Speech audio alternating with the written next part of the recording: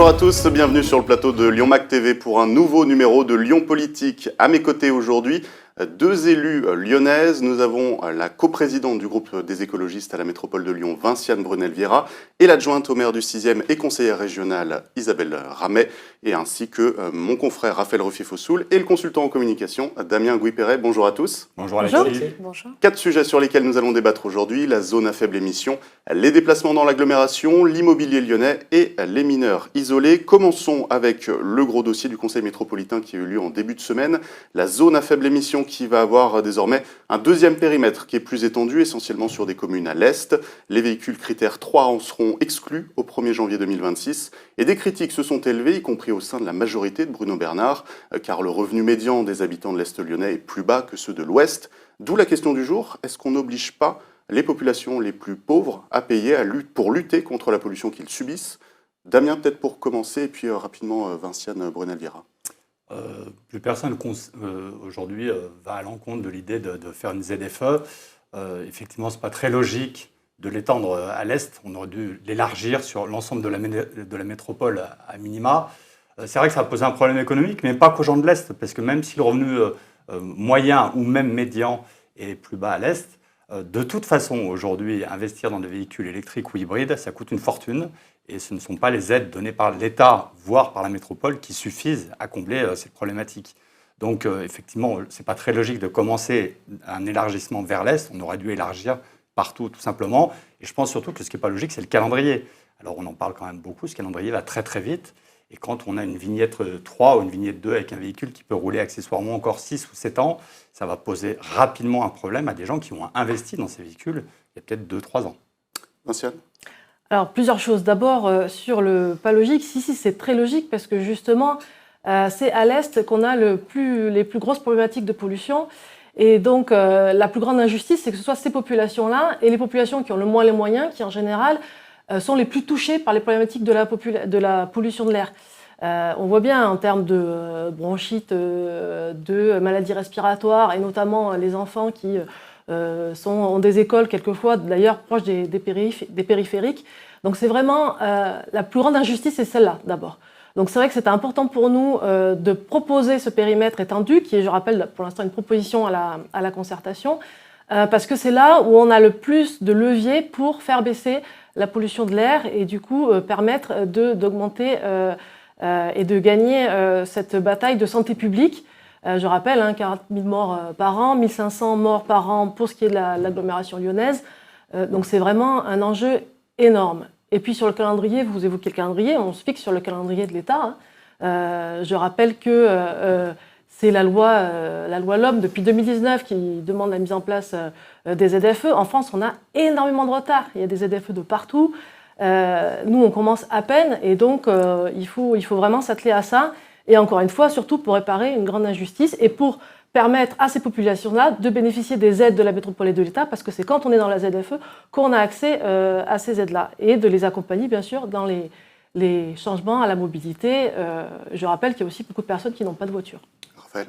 Oui, je pense qu'on peut dire socialement, la ZFE est un système assez injuste, parce qu'effectivement, on demande aux plus démunis de changer, les plus vieilles voitures de changer, etc. Donc socialement, la ZFE, ce principe même est contestable. Mais l'extension de la zone de la ZFE, pas du tout. Au contraire. Je pense que d'ailleurs les maires de l'Ouest lyonnais qui n'ont pas voulu y aller cette fois-ci se verront reprocher par leurs habitants dans quelques années quand ils vont comprendre qu'ils ne pourront pas aller à Lyon sans changer de voiture, mais que ne faisant pas partie de la ZFE, ils ne seront pas aidés pour changer de voiture et devront le faire à leur compte. Donc je ne vois pas de problème social sur l'extension de la ZFE. Après, on peut discuter du calendrier. Le Grand Paris, l'interdiction des critères 2, c'est 2024. À Lyon, c'est 2026. Alors, peut-être que Grand Paris ne tiendra pas. Mais on ne peut pas dire que ce soit particulièrement rapide. Effectivement, c'est une loi qui date d'il y a 7 ans. Après, moi, voilà, j'ai toujours été un peu critique avec cette ZFE. Je préfère l'extension de la piétonisation parce que je trouve que, pour le coup, socialement, c'est plus juste. Isabelle, je vous ai vu faire la moue pendant les arguments de Raphaël ou de Vinciane. Vous n'êtes pas convaincue sur ces arguments? Non, pas du tout. Il y a beaucoup de choses, beaucoup d'éléments que vous avez rapportés, Vinciane. Je ne suis pas d'accord avec vous. Quand on parle d'injustice, quand vous parlez des problèmes sanitaires, ils concernent l'ensemble de la population. On est tous d'accord pour la ZFE, qui est un dispositif national. Le problème chez nous en métropole de Lyon, c'est la mise en œuvre. Et quand vous parlez d'injustice, si, c'est une injustice qui est sociale, parce que tout le territoire, donc cette extension qui est prévue à l'Est, concerne des populations, et vous le reconnaissez, beaucoup plus modestes, qui ont du mal financièrement à pouvoir accéder à un véhicule électrique. Il faut noter que là, le prix moyen d'un véhicule électrique, il y a une inflation qui est considérable. Donc l'injustice, elle est ici. Alors il y a tellement de choses que je vais réfléchir à tout ce que je vais vous répondre. Là, concrètement, il faut, dans ces conditions, accompagner ces gens-là. Il y a un problème tout d'abord d'information. La population n'est pas informée, ne comprend pas ce qui se passe. Nous-mêmes, les élus, on réfléchit, on est là, on essaie de comprendre. Les concertations, c'est bien, mais il faut qu'elles soient travaillées en amont et il faut être à l'écoute des habitants. Moi, je suis à l'écoute de la population qui revient vers nous, les élus, notamment sur Lyon, pour nous dire « mais je fais comment ?» Moi, j'ai des gens qui viennent en pleurs à la mairie pour me dire « mais comment est-ce qu'on fait ? Parce que je n'ai pas les moyens, je n'ai pas la moyen d'acheter un véhicule électrique. » Donc là, tout d'abord, il y a un problème d'information. Et puis après, pourquoi accélérer le calendrier ? Pourquoi éliminer les critères 2 en 2026 alors que la loi ne l'impose pas ? Ça, c'est des choses qui ne sont pas concevables parce que si vous voulez, si le reste suivait, on aurait pu accélérer, on n'est pas contre, mais là, on n'y est pas. Donc l'accompagnement n'est pas bon. Et il faut aussi, un point essentiel qui n'a pas été dit, c'est qu'il faut que l'offre de services publics en matière de transport en commun suive. Et là, on n'est pas du tout là-dedans. Donc à un moment donné, il faut que la métropole travaille sur l'ensemble de ces problématiques. Vous avez des élus locaux qui vous font remonter toutes les informations. Vous avez encore hier Laurence Fautra, la maire de Dessines, qui était totalement étonnée de ce calendrier et de ces nouvelles mesures, parce que la ville de Dessines est quand même connue pour avoir, si vous voulez, le Groupama Stadium, avec un flux de population, un flux de circulation qui arrive au niveau du stade. Concrètement, on fait comment ? Deux problèmes se posent. Tout d'abord, ce flux qu'il va falloir contrôler. Le contrôle se fait comment ? La police municipale est totalement dépassée, elle a d'autres priorités. Donc de toute façon, il y a un problème de... Objectivement, hein, on n'est pas là pour s'affronter, si vous voulez, d'application, de contrôle par la police. Comment est-ce qu'on va contrôler ces véhicules ? Alors, beaucoup de thématiques qui ont été soulevées par Isabelle, mais simplement, vous, comme Damien, vous partez toujours du principe qu'il va falloir changer pour un véhicule électrique, ce qui n'est pas forcément le cas. Hein. Et du coup, Vinciane, je peux vous laisser répondre sur certains points. Oui, c'est notamment pas toujours le cas, parce que l'idée, c'est pas après retrouver d'autres problématiques plus tard, c'est aussi d'accompagner au changement de mobilité. Et sur le coup, je vous rappelle que avoir une voiture, ça coûte cher aussi, en entretien, surtout quand on a des vieilles voitures, et quelquefois, c'est encore plus injuste, parce que les gens qui peuvent pas changer de voiture ont énormément de frais. Et je crois que le coût moyen, même j'avais vu, c'était de l'ordre de 7 000 € par an. Et donc, à 7 000 €, on a aussi des occasions en critère 1 qui sont possibles. Donc, vous voyez, ça, c'est injuste. C'est de bloquer les gens dans des voitures polluantes et de ne pas les aider au moment où on peut. Parce qu'aujourd'hui, on peut. Nous, on a fléché des financements pour aider, pour se caler aussi sur les primes de l'État. Et on peut le faire maintenant. Peut-être que dans quelques années, en 2030, on ne pourra plus le faire. Donc, il faut le faire maintenant, pour agir maintenant sur ces problématiques-là. Et après, il y a un ensemble de choses où je crois que certains élus peut-être lisent pas assez les dossiers réglementaires et ce qui est sorti de la concertation, mais dire qu'on ne prend pas le temps de la concertation, non. 14 mois de concertation, on regarde un peu dans les autres métropoles, et notamment celles qui sont en train de mettre en place les ZFE, on a fait une très longue concertation. 67% dans les enquêtes des personnes ont entendu parler de la ZFE. Il y a une communication qui démarre effectivement et qui va monter en puissance. On a lancé l'agence des mobilités pour avoir un service d'accompagnement et pour tout, pas que pour la question du véhicule, mais aussi pour changer de mobilité. Donc on a mis le paquet sur cette question-là et ça va monter crescendo. Et puis là, de toute façon, on verra bien, avec l'interdiction de critère 5, ça va permettre de mettre en musique cet accompagnement et de le tester et de voir comment on le dimensionne, est-ce que c'est bien dimensionné, est-ce qu'il faut aller plus loin. Donc voilà. On va peut-être Brièvement, prendre un exemple. alors, oui, brièvement, sur la concertation, je vais vous répondre. On va prendre un exemple concret. En automne 2021, vous avez démarré une concertation sur ensemble, dessinons notre futur métro. Concrètement, au bout de cette concertation, on n'a pas eu de métro, on n'a pas eu de mesures concrètes là-dessus. Et quand on parlait de véhicules électriques, on vous parle de véhicules électriques parce que concrètement, les familles se reportent. Et moi, je suis aussi pour un changement de mobilité. On est tous pour un changement de mobilité. On veut évoluer. Le souci, c'est que quand les personnes ne peuvent pas prendre les transports en commun avec l'ensemble des incidents qu'il y a depuis quelques mois, les gens se reportent forcément sur le véhicule individuel. Donc là, il y a une perte de confiance. On est en train de mordre sur le, Oui, sur le sur le deuxième sujet sujet. Damien, pour conclure, peut-être Non, sur je voulais sur juste en celui-là. revenir aux véhicules électriques. On l'a déjà évoqué plusieurs fois. Pousser les gens à changer de véhicule à condition de, si on leur fournit pas des transports en commun suffisants, ça veut dire les pousser vers leur véhicule électrique. Et j'en reviens toujours à la même thématique. On recharge comment nos véhicules dans Lyon?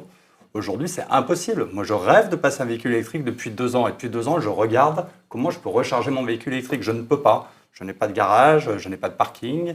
Je n'ai pas accès à un parking public pour recharger mon véhicule. J'ai 7 places de rechargement dans un périmètre de 500 mètres autour de moi qui sont toujours prises. On ne peut pas recharger ces véhicules électriques. Donc aujourd'hui, personnellement, je suis dans l'impasse.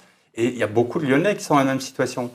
Il y a 240 000 véhicules qui rentrent dans Lyon chaque jour et qui viennent de Brouin, de l'île d'Abo, etc. Ces gens-là vont faire comment? Comment vont-ils faire? Il n'y a pas de réponse à cette question. Donc mettre la charrue avant les bœufs, ça va poser un vrai problème, effectivement, social, que ce soit à l'est ou que ce soit à l'ouest. Ce n'est pas un problème d'est ou d'ouest, en réalité. En plus, on en revient toujours à la même problématique. La pollution, c'est comme Tchernobyl, hein. Elle ne s'arrête pas, effectivement, à la limite qui est définie par les ZFE. Donc les gens de l'ouest lyonnais, eux aussi, subissent les conséquences de la pollution. Tout le monde subit les conséquences de la pollution. Et il y aurait moins de pollution dans l'est lyonnais si on ne renvoyait pas tous les véhicules, puisque Lyon est quand même une ville-centre en Europe, tous les véhicules sur la rocade est, puisqu'aujourd'hui, traverser Lyon, c'est devenu juste un enfer. On est rentré dans le deuxième sujet, donc je vous propose qu'on y aille franco. Nous sommes le dernier jour de septembre qui restera comme un mois noir en ce qui concerne les déplacements dans notre agglomération, puisque que ce soit dans les Monts d'Or, boulevard Stalingrad en raison de travaux pour des voies réservées au mode doux, la fermeture temporaire du quai Sarail ou encore les multiples pannes du métro B, eh bien, des embouteillages, il y en a eu, des gens laissés sur le carreau le matin également. Ce constat que je vous invite à commenter autour de la table, est-ce que finalement on ne manque pas d'alternative à la voiture à Lyon? Est-ce que les écologistes n'auraient pas dû attendre des inaugurations de tramways, de téléphériques, de BHNS pour restreindre la place de la voiture? Raphaël, peut-être pour commencer. Enfin, dire qu'on manque de transport en commun à Lyon, évidemment qu'on en manque, mais quand on regarde, quand on compare aux autres villes de France ou en Europe, on a quand même un réseau qui est relativement dense et une multitude de transports en commun. C'est pas le fait des écologistes, hein, ça fait 50 ans qu'il y a des investissements qui ont été faits là-dessus, donc on ne peut pas dire qu'on manque de choses. C'est vrai qu'on a une rentrée qui est particulièrement embouteillée, on va dire, pour différentes raisons. Alors, on a reçu Jean-Charles Collas qui nous en a expliqué un certain nombre cette semaine. Il y a eu la canicule qui a repoussé un certain nombre de travaux sur la rentrée, qui fait qu'effectivement, on se retrouve avec des embouteillages qu'on aurait pu éviter. Il y a des pannes de métro. Statistiquement, apparemment, c'est comme gagner au loto de les avoir toutes. Apparemment, il y a surtout eu des problèmes d'information des passagers. Apparemment, on nous promet qu'il y a une amélioration. Effectivement, mardi, ça allait mieux que la semaine dernière. Donc, on peut pas dire sans cesse qu'il faille retarder à 10 ans la restriction de la place à la voiture en ville. Ça fait 70 ans qu'on a fait des erreurs de ce point de vue-là. Il est quand même temps de les corriger. Isabelle? Oui, de les corriger, mais de les corriger correctement. Ça veut dire que là, là vous parlez de panne de métro.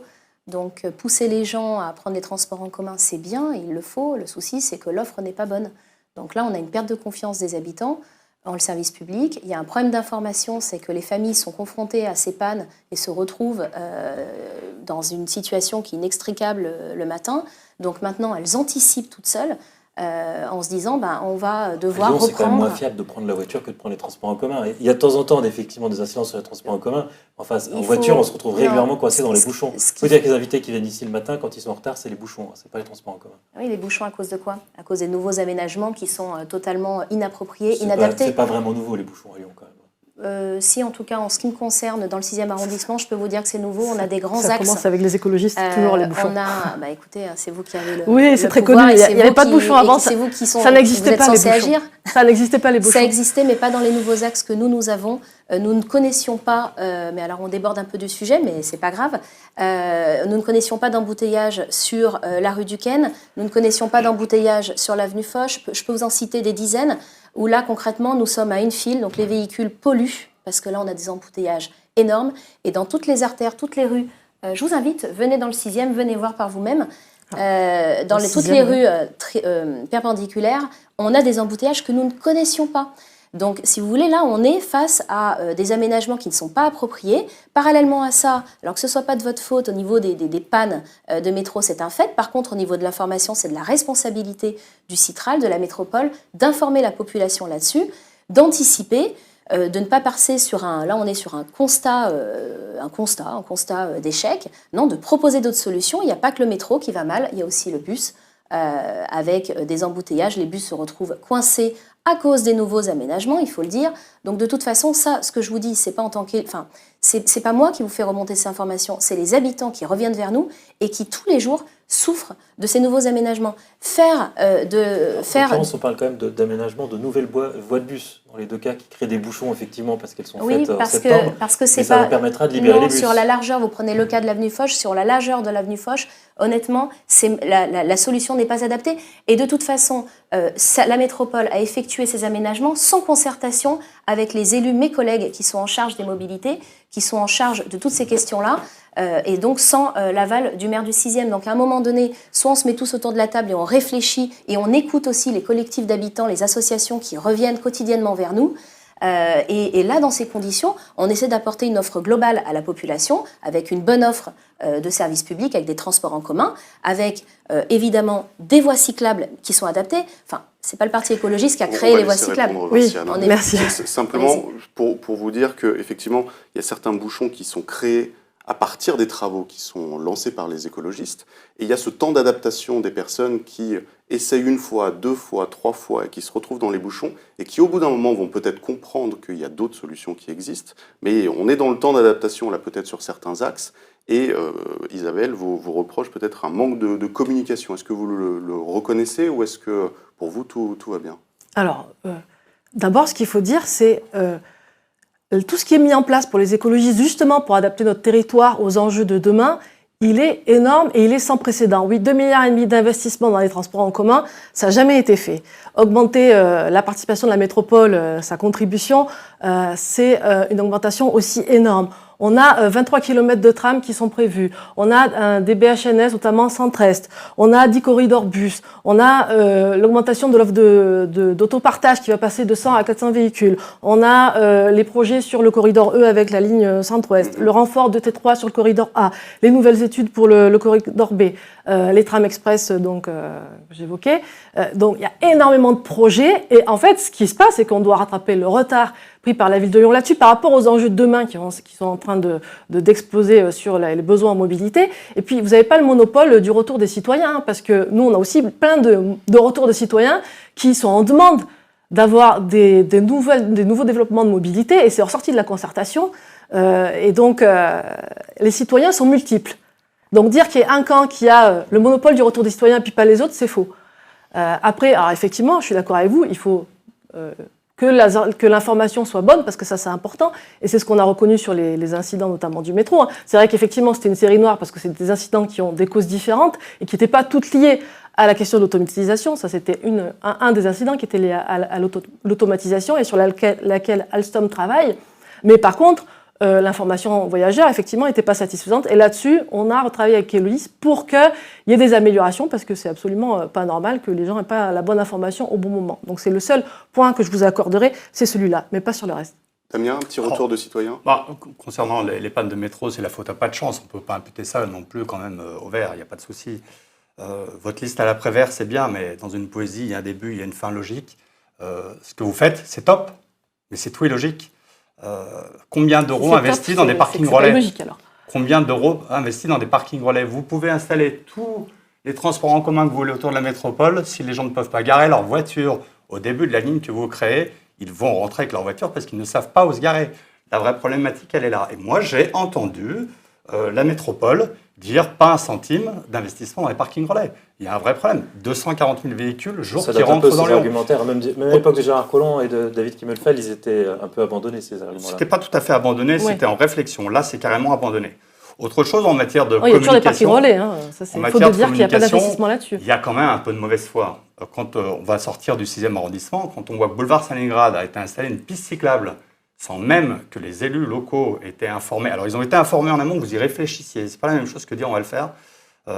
Et quand on arrive en voiture au boulevard Stalingrad, sur le pont, Poincaré en l'occurrence, il n'y a aucune information pour signaler qu'il y a une réduction des voies. Résultat des courses, à un endroit où il n'y avait pas de bouchon le soir vers 18-19 heures, aujourd'hui on peut mettre 1h15 pour faire le parcours en voiture.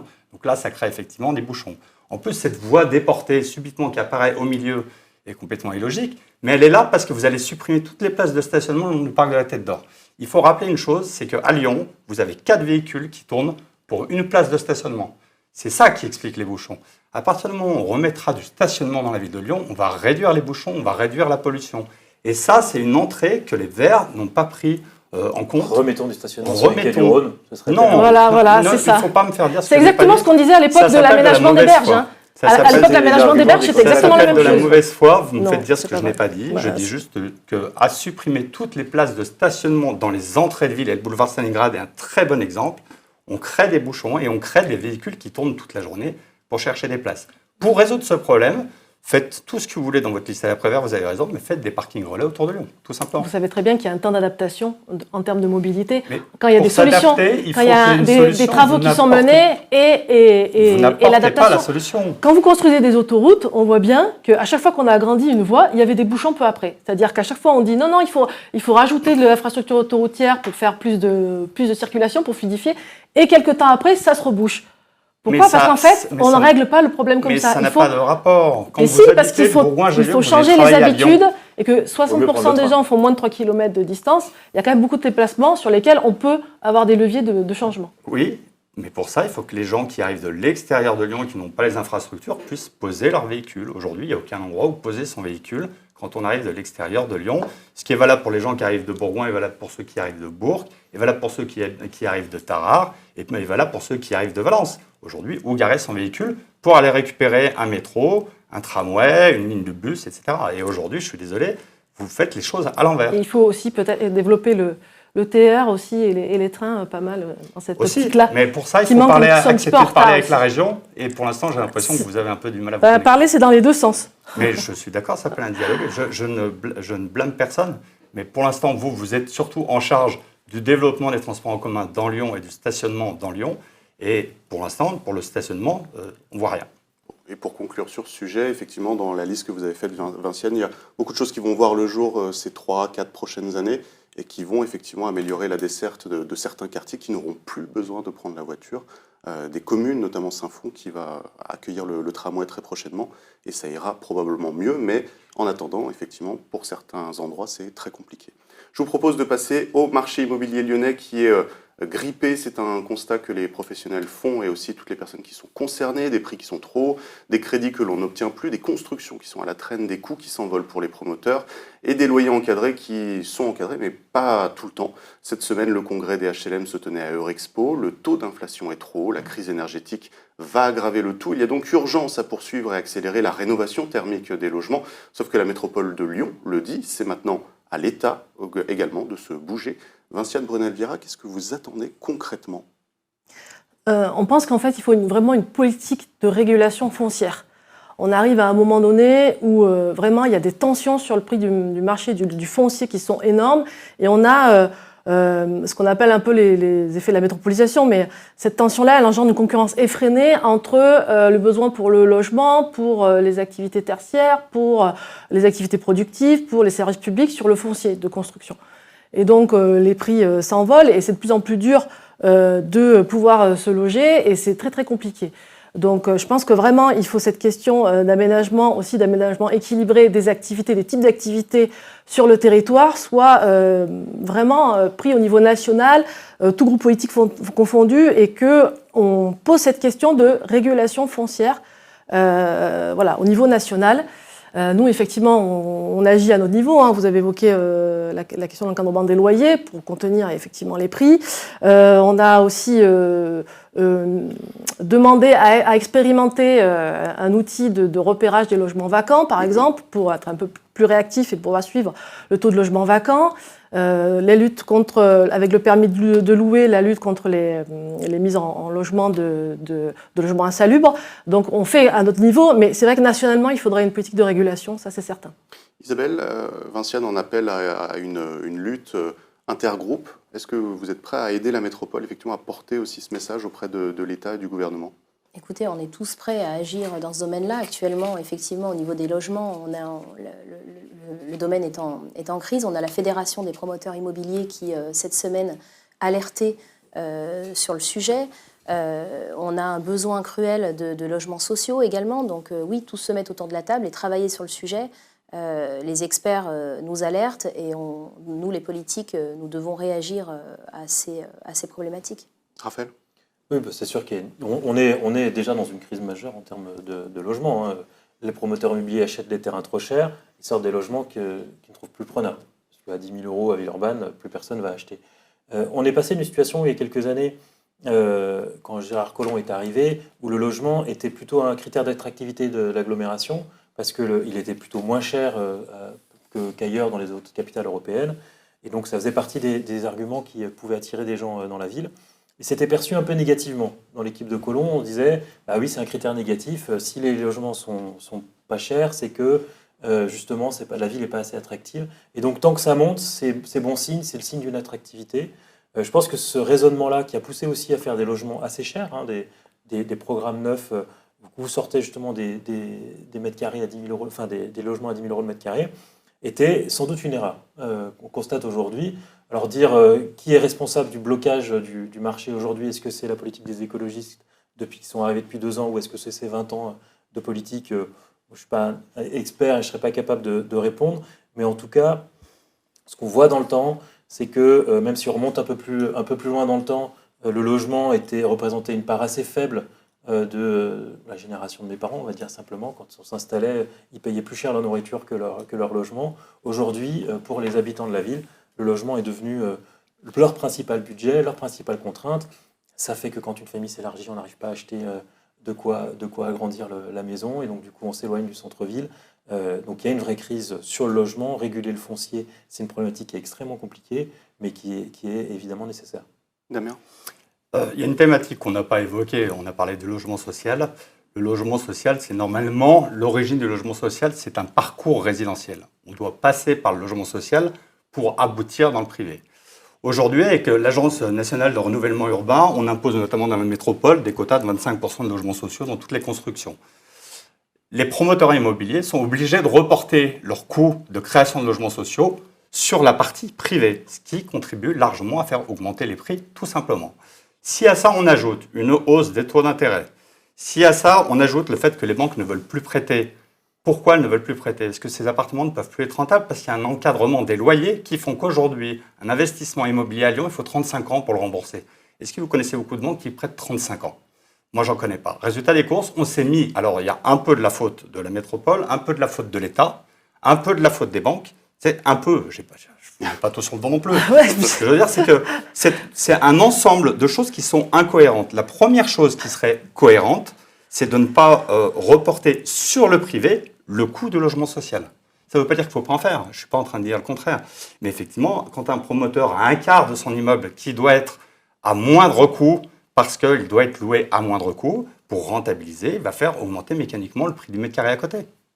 Allez, il nous reste très peu de temps, peut-être Vinciane, mais rapidement. Non, juste, je voulais ajouter un mot quand même sur le logement abordable dont on n'a pas parlé, qui est quand même une solution intéressante et qui permet de réduire les coûts pour l'accession à la propriété. Je donne un exemple, on avait l'ancien projet collège Maurice Sèvres qui était destiné effectivement à une opération privée avec des prix qui avoisineraient des 8 000 € le mètre carré et puis très peu de logement social.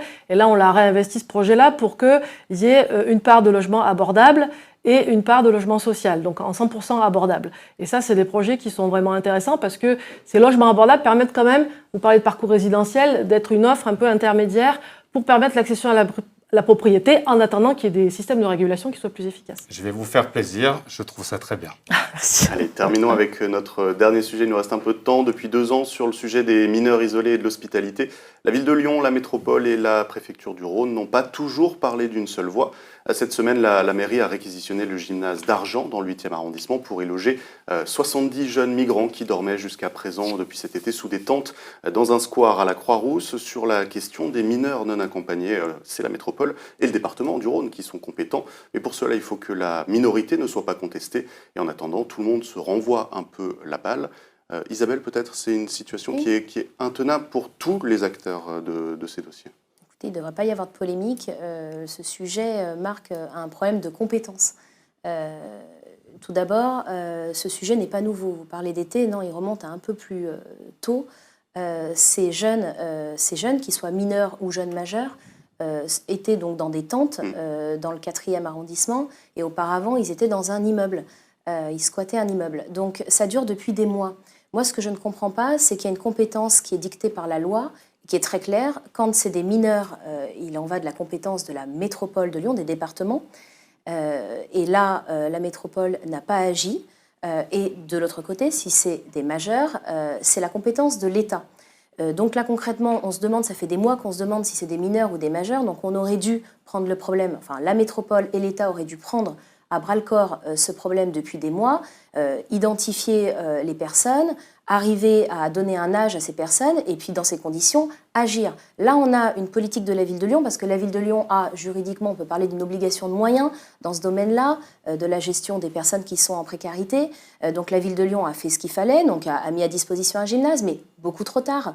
C'est-à-dire que ces gens-là sont dans des conditions atroces depuis des mois. Et finalement, on voit dans la presse et la Ville de Lyon communique qu'aujourd'hui, donc en septembre, sur une situation sanitaire catastrophique et humaine catastrophique qui dure depuis des mois. Donc moi, ce que je ne comprends pas, c'est pourquoi est-ce que l'on attend des mois avant d'agir quand il s'agit de jeunes, qu'ils soient mineurs ou jeunes majeurs, et qui sont dans la rue. Moi, je vais vous donner l'exemple. Je suis désolée de reparler encore du 6e arrondissement, mais nous avons depuis plus d'un mois une jeune dame avec 2 jeunes enfants qui sont pour le coup mineurs, et ils sont derrière une église. Je suis alertée par la population tous les jours. Là, concrètement, personne ne bouge. Donc la ville de Lyon ne fait pas son travail et la métropole de Lyon ne fait pas non plus son travail. Donc on attend, et puis au bout de plusieurs mois, on communique sur quelque chose qui est totalement bénéfique. De mettre à disposition un gymnase, c'est parfait, mais ce n'est pas approprié. Il faut travailler sur ce sujet et il faut une véritable politique sociale de la métropole de Lyon et de la ville de Lyon. Là, il n'y a pas de politique sociale. Pour moi, ce n'est pas une politique sociale que de laisser l'espace public occupé par des tentes, de signer une charte des foyers sans abri de la Fondation Abbé Pierre, excusez-moi, qui a été signée par Grégory Doucet, qui permet de définir une tente, un squat de fortune comme un domicile. Donc ça fait que la conséquence qui a été totalement logique, c'est de pérenniser ces occupations qui sont totalement désastreuses pour les occupants. Donc on a des gens qui sont malades, on a des gens qui meurent, et on a des associations qui n'arrivent plus à gérer ces gens-là. Donc concrètement, il y a urgence, et moi je ne vois pas de véritable politique. Alors simplement, avant de donner l'occasion à Vinciane de pouvoir répondre, peut-être Raphaël, un peu de contexte. On le voit, nous, depuis 2 ans, mais même avant, avec Gérard Collomb, c'était un sujet qui était compliqué. On a du mal à voir la métropole et la ville de Lyon travailler de concert sur ce sujet. En tout cas, c'est l'impression qu'on a, et aussi ce que peuvent nous dire certains élus en off. En tout cas, c'est un sujet sur lequel c'est très compliqué de vraiment faire de la politique. Parce qu'on peut reprocher aux écologistes, c'est d'avoir fait des promesses qu'ils n'arrivent pas à tenir. Il n'y a pas d'enfants à la rue, on n'en est toujours pas là. Mais c'est une promesse qui est compliquée.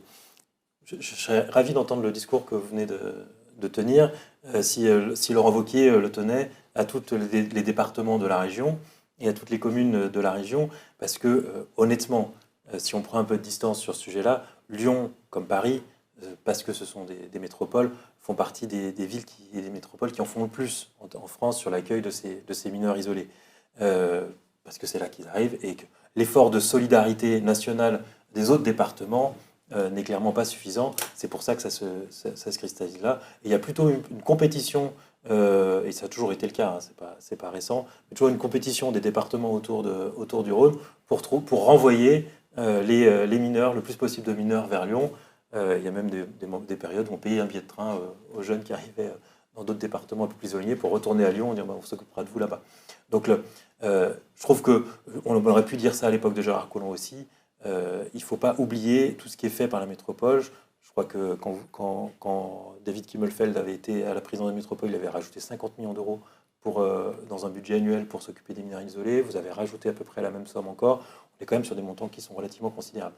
Mais il y a parliez de compétences, il y a des sujets qui sont un peu trop lourds à gérer pour une seule métropole, parce que c'est pas les politiques locales qui peuvent gérer les questions migratoires. Parce qu'en fait, en réalité, c'est bien ces sujets-là qui sont derrière. Vinciane ? Oui, effectivement, je crois que dire qu'on serait loin ou qu'on n'en ferait vraiment pas assez, c'est les plus caricatural. Là, enfin, qu'on n'en fait pas assez, certainement. Mais dire qu'il n'y a pas de volonté là-dessus, c'est plus de la caricature. Là, c'est presque, bref, non, c'est pas très sérieux. Il y a une politique vraiment volontariste sur ces sujets.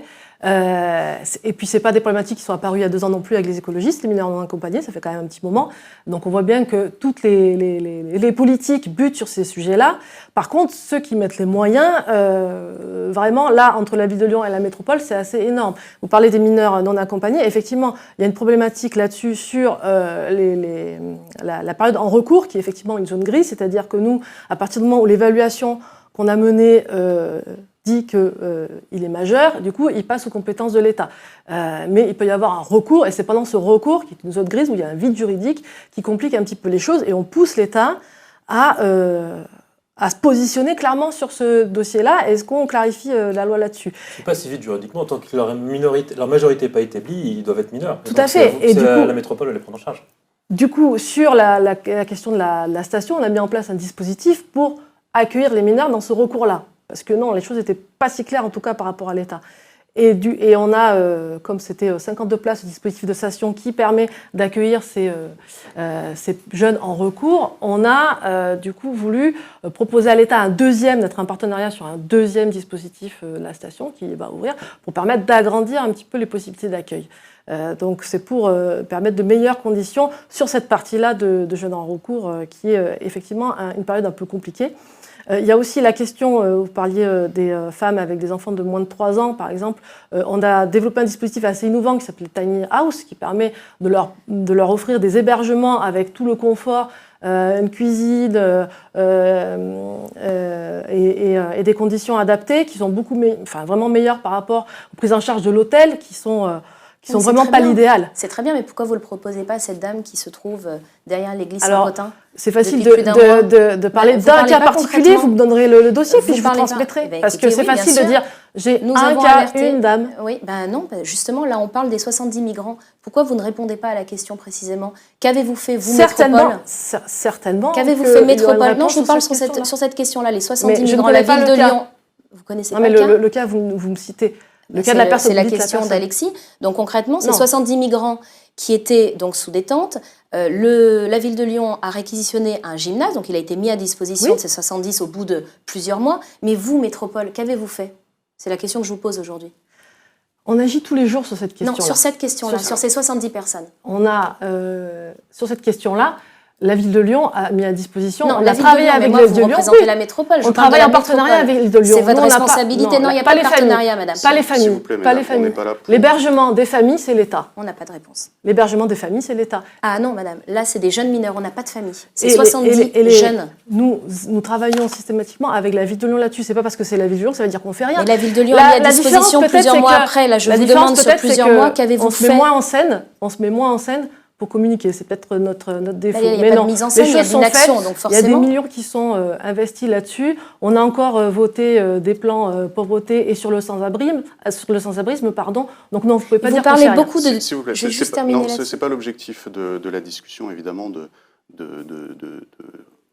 demander ce qui se passe, etc. On voulait faire un point, et du coup, je demande à Damien de conclure. Moi, je vais rejoindre ce que disait Raphaël tout à l'heure. Il y a un problème de compétence. Pourquoi l'État délègue une compétence mineure aux localités, une compétence majeure à l'État ? La vraie problématique, c'est de gérer les flux migratoires. Et tant qu'on n'aura pas réglé ça, on ne va régler aucun problème, et peu importe qui met les mains dans le cambouis.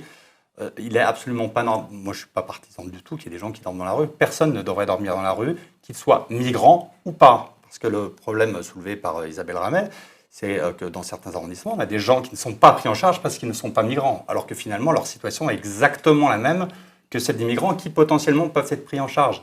Donc on est sur une problématique de gestion des flux migratoires qui, hélas, atterrit dans les mains des collectivités. Et le problème, il est là. Et on ne va jamais résoudre le problème, quoi qu'il arrive, tant qu'on n'aura pas pris des décisions au niveau de l'État, tout simplement. Raphaël, pour conclure. Il y a quelque chose que la métropole peut vraiment arranger, c'est que c'est la métropole qui via un partenariat avec Forum Réfugiés, établit la majorité ou la minorité de ces jeunes. Cette évaluation est manifestement mauvaise, puisque jusqu'à récemment, c'était 80% des cas qui étaient retoqués par le juge administratif. Vous avez baissé un petit peu, bon, encore beaucoup. Et en fait, s'il y avait 0% de cas retoqués, on ne se retrouverait pas dans des situations avec des jeunes dont on ne sait pas s'ils sont majeurs ou mineurs à la rue. Là-dessus, vous pouvez faire quelque chose, c'est votre compétence. Oui, tout à fait. Et d'ailleurs, il y a un audit qui est réalisé sur l'évaluation, justement, pour qu'on améliore cette question-là. Vous êtes très audit. Hein, outil de concertation, mais... En espérant que ça permette à la situation effectivement C'est des outils importants. d'évoluer positivement. C'est la fin de notre émission. Merci à tous et à vous qui nous regardez chaque semaine. N'hésitez pas à partager la vidéo, à vous abonner. Et je vous dis à vendredi prochain.